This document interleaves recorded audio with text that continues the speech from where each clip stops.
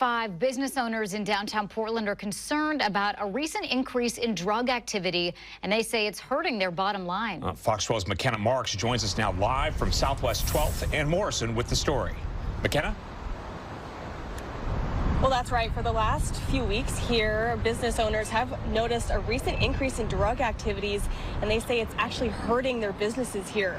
Now, I spoke to police today who tell me they are aware of the issue, but until drugs are recriminalized in Oregon on September 1st, they feel like they can't make any lasting changes. We are working on, we made an arrest early this morning of a person selling drugs, so we're trying. Police are calling it open-air drug use, and these crowds of people have moved from the Safeway bottle drop to the Central Library to Washington Center and now to Southwest 12th Street. When it comes to fixing the drug problem in Portland, the Portland Police Bureau says it's a much bigger issue than most people think.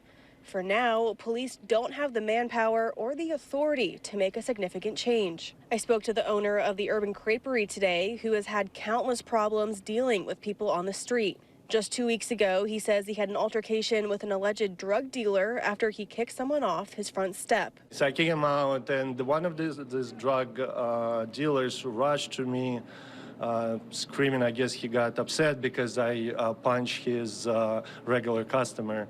Yeah, so he rushed to me, pulling his gun out of his this little bags you have them. So he pulled the gun on me. But other people who work downtown have learned to coexist with the activity. I spoke to an employee at St. Cupcake, which is just down the street from the creperie.